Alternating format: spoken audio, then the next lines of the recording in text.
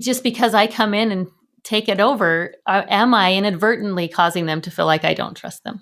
Well, what's your gut sense about that? There's probably some principals that would say yes, because maybe I don't trust them. No, I shouldn't say that. This is Jeanette. After spending 18 years as a teacher, she's now an executive director of human resources in a rural school district.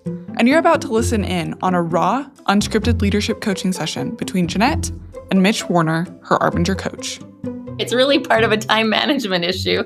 You could spend the entire day reading emails, honestly, and answering emails. But there's a lot of things that need to get done, and I guess prioritizing those things. I think we all really struggle with how to manage our time in the most effective way. How do we manage our time in the most effective way? This is the very relatable challenge that Jeanette presented to Mitch, but what they quickly uncover is that time management is not the real issue. It's actually a symptom of the real challenge Jeanette is struggling with.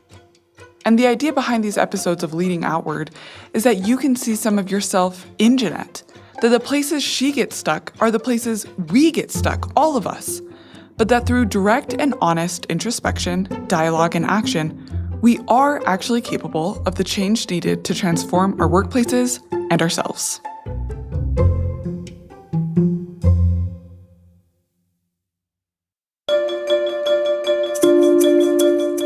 Welcome to Leading Outward, the Arbinger Institute's podcast, where we explore the tools and ideas we've used for over 45 years to help people solve their toughest leadership and organizational challenges by leading with an outward mindset, seeing people as people.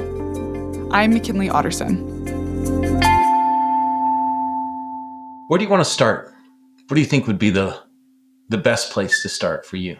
I really want to help people. This one's probably the heart for me. I really want to be a servant leader. And maybe that's why I have a tough time with time management. I get opportunities in my day and in my weeks to be with people and to work alongside them, but not enough. Things happen, I get caught up in whatever it is, too many meetings probably, or the emails, and I could be out more than I am. I love the opportunities when I'm able to sit down with teachers for them to get to know me and trust me. But I find myself just getting caught up in administration type things, making sure that policies are being followed, hiring and onboarding, the mandatory training side of that, discipline if we need the licensing side of that, interviewing them and getting to know them, the 504, ADA, just staff appreciation, Title IX, any personnel related. I try to do a wellness program for our employees. I'm a member of the district administrative team, a bathroom newsletter, so they can read it in the bathroom, and I try to make it fun. And I'm still in charge of professional development for the district as well. That's a big piece that I forgot. There's a fundamental lack of clarity. There's so much stuff. Everything's got to be done, so what do we not do, or what do we do later? But in terms of what you do every day and what you develop other people to do and how you allocate your time between those things, what's it all for? On a super high level, I mean, it's highly effective teaching in every classroom. Are we there yet? Well, I don't know. By the way, you're not going to do any of this yourself. I know that might be where the underlying problem is, right? Am I helping them to be able to handle the situation on their own?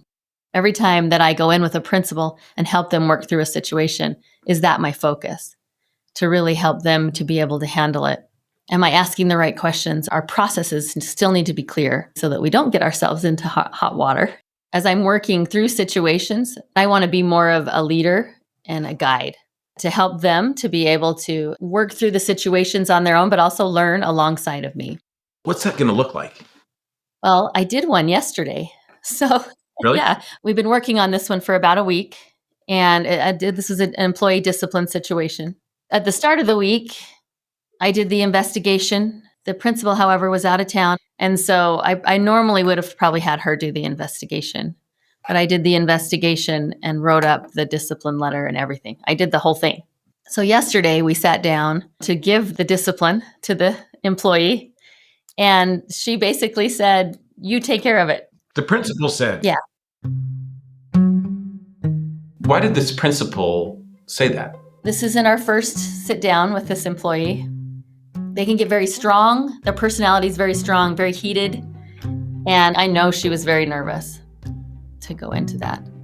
And I think wanted the support. I want to pull away from that support, but I want to just be that, a support, and let them handle the situation. And it really was an issue about appropriate teaching, and that could have totally been handled at the school level.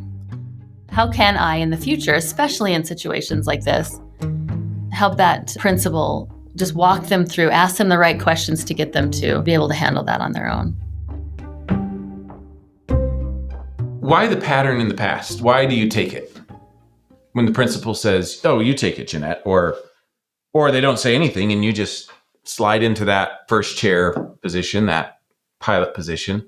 I think less difficult situations, she would have handled it great. I think she would have handled it all by herself if it was a different employee. But this one where we're working through steps, this is the third step in the discipline policy. She just wants to for sure make sure she's doing it correctly.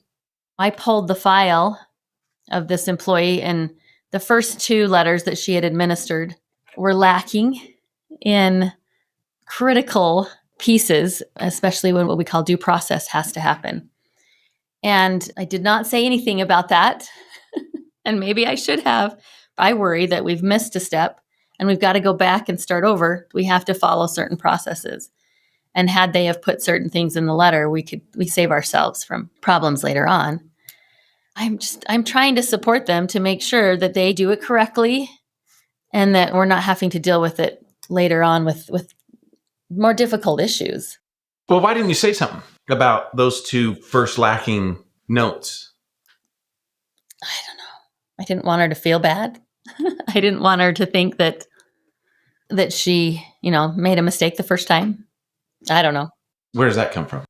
I don't know. That's why I'm here. I think you know. I mean, in your gut, you have this sense that I'm spending so much time doing all the things. And yet, in my role, when I go in to support a principal, I end up not saying the straightforward, honest thing about where they've fallen down in the process when they've done it on their own. And then when they turn to me and asked to offload their responsibility as the principal, I just took it. So I didn't say the hard thing about where they've been. And in terms of where we were going next, I jumped right into the pilot seat as soon as they said, I'm not that comfortable in the pilot seat.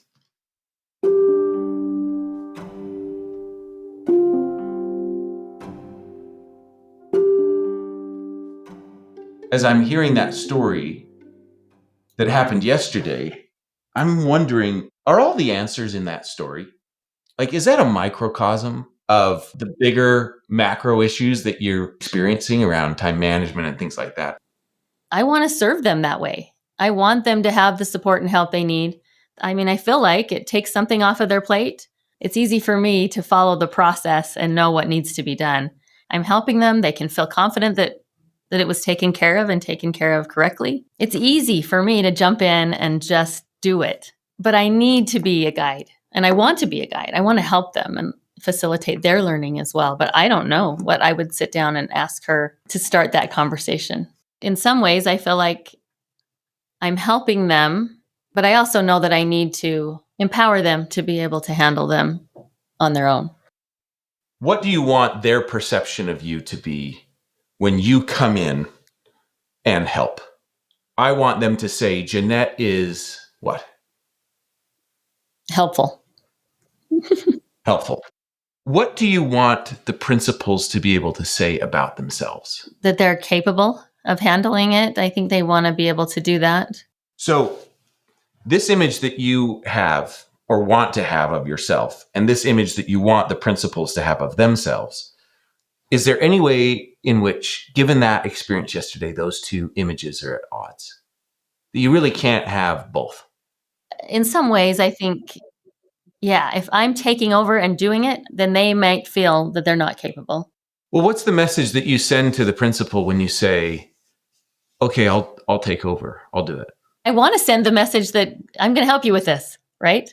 But that's about you as the HR director and how helpful you are. So that, look, anytime we call Jeanette, she's really helpful. She'll come in. She'll even do it for you.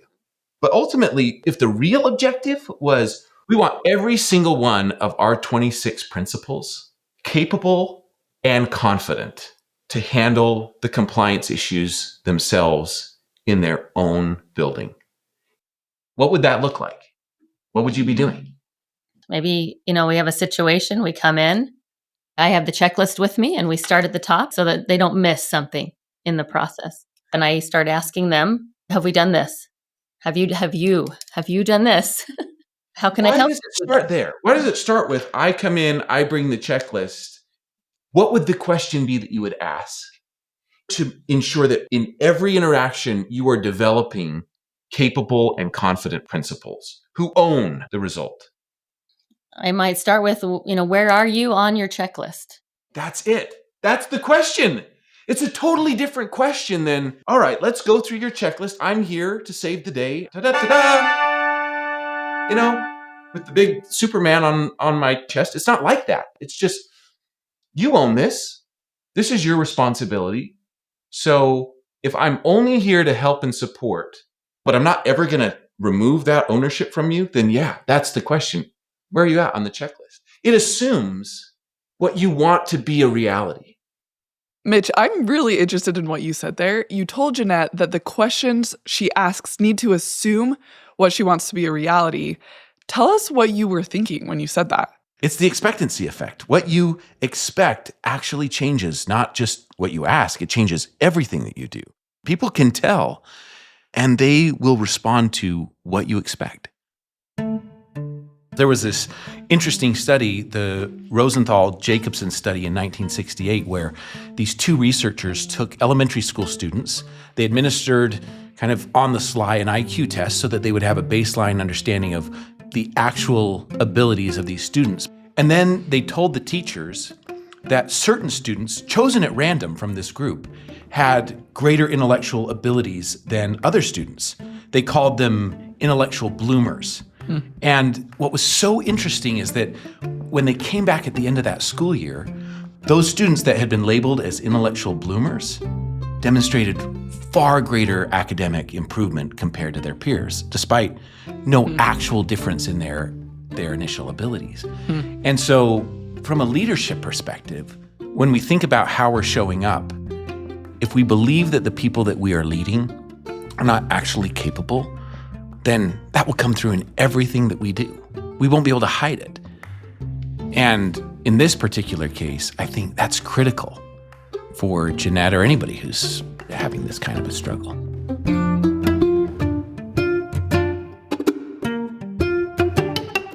So I'm thinking through questions, right? I do want them to make sure they're in compliance with this.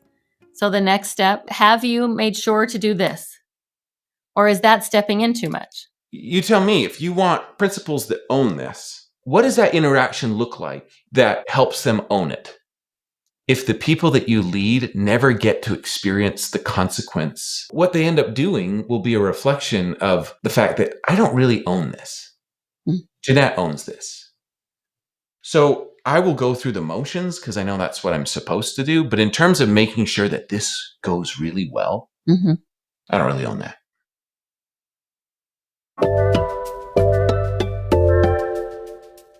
Hey everyone, McKinley here.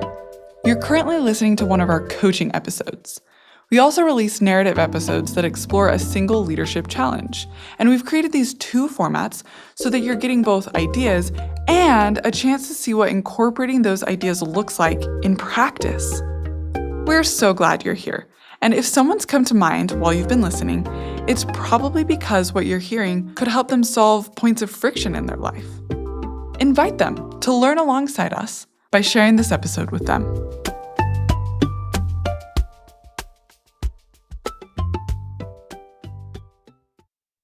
You'd never stood up a HR department before this one? No. That's so interesting. You'd never been a part of another HR team to learn on the job. No. You just said to your superintendent, I've been trained, I've never seen what I'm trying to build here, but I actually can handle HR for an entire school district. I can actually build one that doesn't exist. Looking back on it, yeah. That's so cool. And you've loved it. I love it. I do. Because you own it. Mm-hmm. But what if you didn't own it? What if all the hard stuff that happened, the superintendent said, "Oh, you know what? Let me do that part." That one takes some thinking. I think if my superintendent were to take some of that away from me, I would feel that I had done something wrong, or that I don't know, not as empowered. I don't know if that's the right word. It's what's coming to my mind, but I can see how maybe the principals are feeling that right now. That lack of trust definitely creates a feeling maybe of I can't do it, and they don't feel maybe as empowered or even as excited about their job. For some reason, you trust yourself a lot. A lot of people who find themselves in leadership do. But what would it look like if you extended that same level of trust to handle things that could go bad? The reality is, it's not trust if there's no consequence of it going south. It's almost like the degree of trust is a direct correlation to the degree that the thing that you're entrusting someone with could go really, really bad. But if they don't own that outcome, then I never feel the full weight of how do I make sure that this goes well? I don't think I've done that with the principals. I don't know. It's empowering for me to feel like I can do this. It's empowering for me to be able to do that work. And so I think it would be the same way for the principals. Sometimes it's a time thing too. I have to get it done and we have to meet with that employee. So you just do it. Look, you can go fast and then it's really slow. Because I stepped in and I had the conversation and we got this done. So it moves fast. But going forward, that principal yesterday is not really that much more prepared or confident to own this. So you're going to have to step in every single time. And every one of those will be fast, but you're going to do everything. Or you can go slow in order to go fast. That's the cost of real leadership, is to go slow up front, because we've got to develop that level of competency and confidence and a sense of ownership. As you were talking about that, I wanted to pipe in and be like, Jeanette, just so you know, working with Mitch every day, he has a really hard time with this. Yeah. And there's been so many times that I've said something similar, like, well, Mitch, doesn't this person need to know how to actually do this thing? I don't have time for that. And then it's like, well, okay. Yes, exactly. This is hard. You're right. I do this. I do this. I am Jeanette. Let's go back. Let's rewind to yesterday. What would you do to go slow? So she called me. This is so-and-so teacher again, quite frustrated about the situation. This is what happened. What do I do? Like, that was probably the initial conversation. So it should have... Okay, let's role play this. I'm a principal. Jeanette, this is Principal so-and-so. This employee who we were talking about, we've got an issue here. And as a principal, you're headed out of town for the next 3 days. Yeah. Well, it's that, and then I've got 1,000 other things. Tell me about your assistant principal. Is he leaving town as well? No, he's here. Oh, I mean, he's slammed. There's no doubt about it, but he's here. So, he could sit with you when you have the conversation. But what about this investigation? Is this something that you feel like can wait? Is this a critical issue? Well, I mean, I just don't want to communicate to the teacher that this isn't a big issue to me by letting it slide for too long. It's around this teacher's performance, so... Is it something you feel like your assistant principal can handle? At least the investigation part? Trying to get more information? I think so. I just know how busy he is. I think it would be good. I think it would be really good for him to handle it. He's handled things for us in the past. He does a really great job. If we can get that information, then we can work together to see, where we need to go next. What are your thoughts? Okay, I'll have him do it. But of course, I don't think he can have the conversation. No, that probably needs to be you as the principal, but at least have him get the information. And then you and I could work together on that checklist.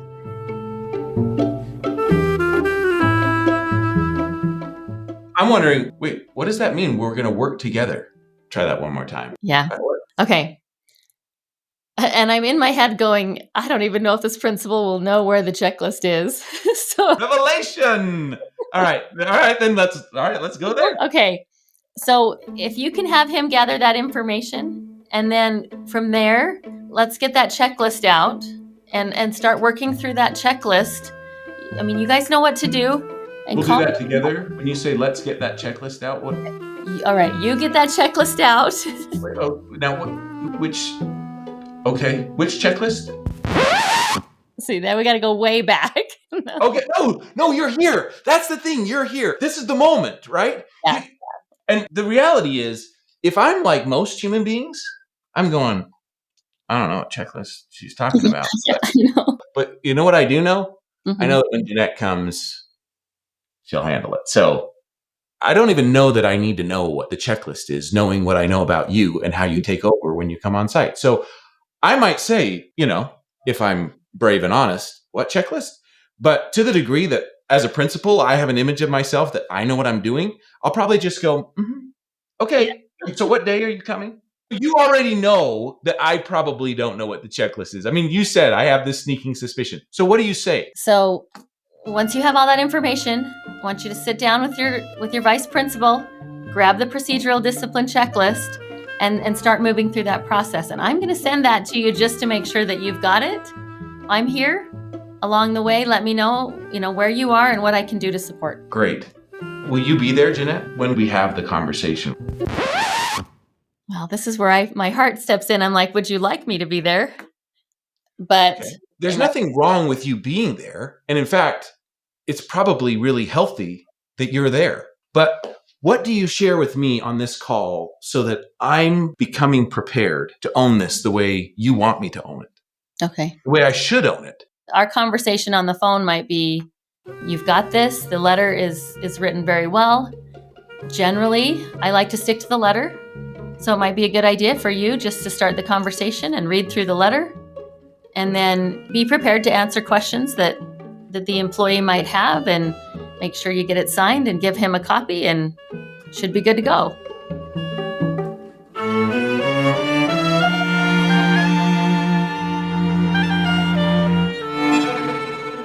I just want to know, Jeanette, how far away is all of this that we've been doing from what typically happens? I would say it's pretty far away when we're dealing with a difficult employee, or we're getting towards where termination is a possibility. But I definitely can think of principals, this one included, that would be more apt to want me to just take care of it than to take care of it herself. And that's where you're spending all of your time. But I want to know, is there something innately about these principals where you think, no, they could never do this? They can't do what I do. No, I really think the more they do it, I understand they'll learn the process. That's what it takes that. The more I do it, the less they're going to know that process. Relying on them to make sure that they're following each one of those steps is actually, in the end, teaching them the policies and helping them feel more confident over and over as we do it. Only if they own it. If they own it, yes, if they own it.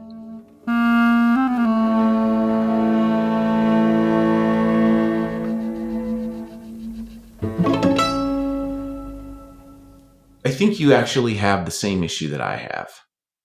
You do a lot of stuff, and it cripples the people that you lead. Mm. I had employees who would come to me to resolve issues, and how I would see them was as less competent than me.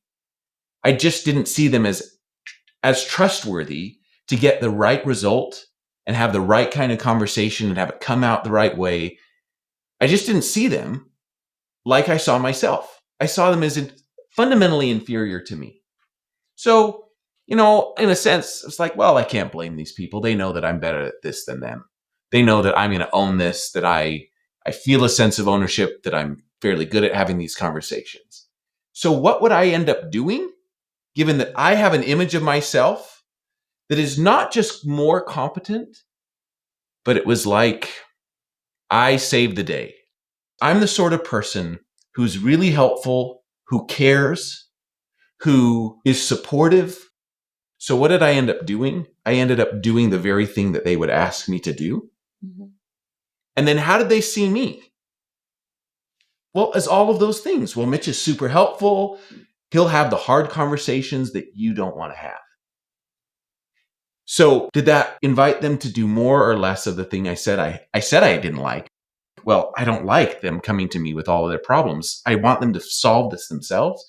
But am I behaving in a way that will invite that? No. I'm doing the very opposite. I'm telling everybody, if you have a problem and the more sticky the issue, come to me. And it wasn't actually driven by the objective of helping them. It was driven by the objective of needing to be seen as somebody who was super helpful. And then I wasn't actually that successful as a leader because I had to do everything. I wasn't developing people who were taking care of their own challenges and ultimately made me superfluous. What does that bring up for you as you think about where you're at and the kinds of things that have maybe gotten in the way of just really developing these principles? I think you're right. I haven't looked at it in that light. I've honestly thought I, was being helpful, but yeah, I think I'm feeling like I need to be seen as being helpful. Where do you think that comes from for you? It's not just my work life that's like that. It's ingrained in who I am. Where else are you seeing it show up? It's the same at home. It's the same in my religious church life as well. The cost in your role as HR director is that ultimately the principles aren't developing the way they could be developing. Mm-hmm. What's the cost at home? I think I probably have the same mom will fix it kind of an attitude at home. I have great kids and a great husband, so I think my life is perfect. So there you go. No, I'm just kidding. My husband would often probably see me as somebody that's just sweeping in and fixing all everybody else's problems and even his possibly, Yeah. I haven't had a conversation about this with him though, so maybe I should this week. Yeah, maybe you should. Yeah. If the objective in your professional life is to develop principals who are really confident and capable and have a full sense of ownership, what's the objective at home? I think it's the same. I actually think that ultimately people will find you most helpful to fully own their own challenges. It's the same as a parent. I cannot be focused on my image as a good parent and be a good parent. Because a good parent is fully focused on their kids and what their kids actually need in order to improve. And sometimes what they need is to have the safety net removed. But that comes at the cost of me being seen as a really good parent because the outcome is a reflection on me. No, it's not. Their ability to grow and develop and become fully capable, fully independent without me, that's actually the measure of whether or not I'm a good parent. And I can't do the kinds of things that would help us get there if I'm focused on being a good parent. They're just mutually exclusive.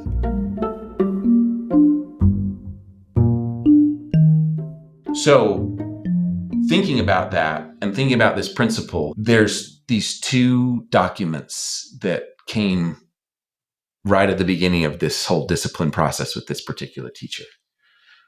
What do you need to do with those? My inclination is to start fresh with the next situation. Why? Because I feel like it would be easier. That's the only reason I think through that. So this principle, do they know that you've seen the two documents that came? Yeah, I asked for the file so that I could review it. So if they know that you, Jeanette, have seen these two documents that they wrote, and we've moved on to the third one, and you haven't said anything, what's their assumption? Their assumption would be that there's no problem. And why are you okay with that? you're sending a message by not saying anything is, well, that's okay. In terms of the discipline development process of this employee, we're not on conversation 3. We're actually on conversation 1 because the documentation on 1 and 2 didn't really happen well enough. Mm-hmm. In terms of go slow to go fast, what do you owe this principal? I think it's a good idea to sit down and have the conversation that we had earlier about the checklist, letting them own this, as well as bringing up the, pieces that were missed last time and making sure that those don't get missed this time. Helping them make sure that they go through that checklist and don't miss a piece or something like that. That's kind of where my mind is, but it feels clunky. Feels clunky? Yeah. I'll tell you what's clunky. It's clunky to assume that this principle will be any different if you don't go back and say, hey, I want to just have a conversation with you about those first 2. This is your homework. Okay. You have to have that conversation totally free of that image. I'm the sort of person who's helpful. I'm the sort of person who will do it for you. I want Jeanette, the person that develops really competent and confident leaders, I want you to have the conversation about those first 2 discipline write-ups that are in that file. Totally free of that image. All right. I will. All right, my friend. Thank you so much. Thanks, Jeanette. Good luck. Join us in the next episode where Jeanette and Mitch take a deep dive into how this challenge is showing up for Jeanette at home. It's funny that you can start with time management and end up with something that you've probably been struggling with your whole life.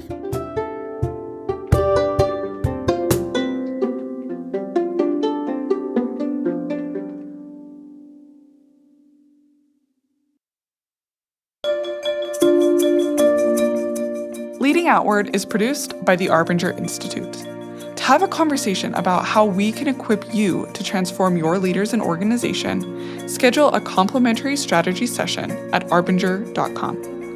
And for those of you who have the courage to have your own coaching sessions recorded and shared, like the episode you just listened to, so that others can be helped on their leadership journey, email us at leadingoutward@arbinger.com.